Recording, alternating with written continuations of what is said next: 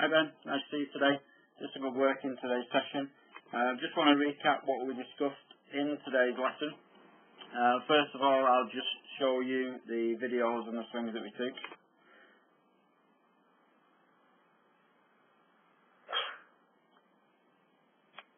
Do that once more.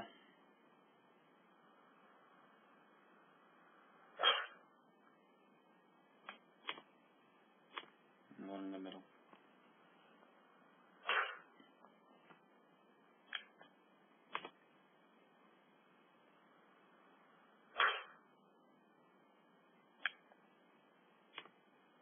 So really the areas of the swing that we really discussed was the posture position, really when hitting the driver, and also the swing path that we've discussed a little bit over the last few sessions. So looking at your posture to start off with, just looking there at your spine angle looks to be pretty vertical. And you've got a certain amount of shoulder tilt. So what we sort of looked at there was to try and tilt your shoulders just a fraction more. So then we're increasing that spine angle, so you're actually going to change the spine angle slightly. So you're leaning back away from your target, which is going to get you a little bit more behind the golf ball. So then when you're making the swing, you're going to be more likely to hit the ball on the upswing. And that's going to give you, you're going to stay behind the golf ball a little bit more. That's going to give you a little bit more time to square that club face off.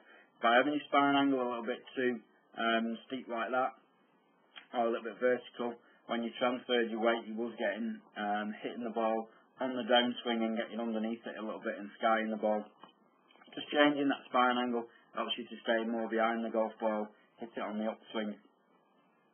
The other part of the swing we looked at was the swing path. So we're really looking for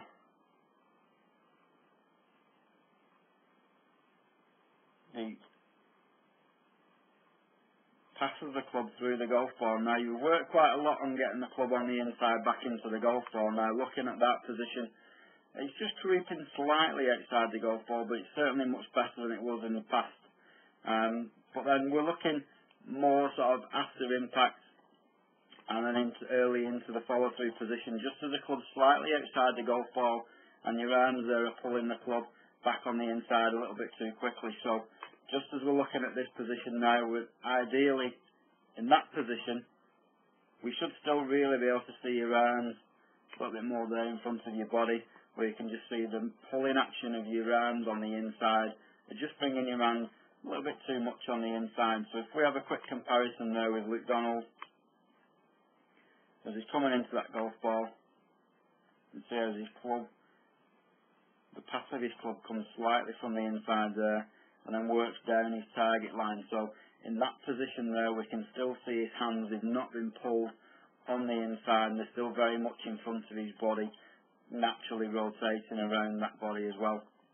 So he's got no sort of side spin or anything on that golf ball as he hit it. The pulling action of your hands working a little bit too quickly on the inside after you've hit the golf ball is just sometimes creating that fade spin, or the movements across the board to create that fade spin that you've been experiencing in the past. So when you're actually approaching impact, we're looking for the club to come from an inside position.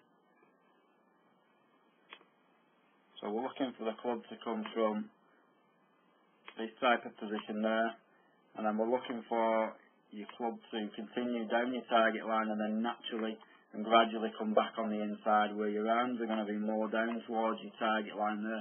So you'll actually feel like you're pushing the club and you're pushing your arms out away from your body through impact and then early on into the follow-through position. So that's going to keep your arms a lot more in front of your chest as you're swinging that golf club. That combined with the rotation of your forearms should certainly improve the ball flight with your driver. And last but not least, the final bit that we had a look at, which is something we've discussed quite a bit over the last few weeks, is certainly this position at the top of your backswing. You're still allowing the club and your wrist to exaggerate that hinging of your wrist, so you're allowing your wrist to hinge too much, which is causing your club to collapse a little bit at the top, creating a position where the club's actually too narrow and sometimes you're getting a slight overswing.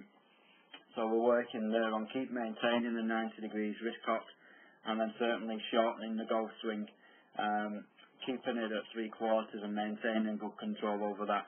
To lengthen the swing later on, we're probably looking towards a bigger shoulder rotation, but again still maintaining that position. So good luck with what we've worked on.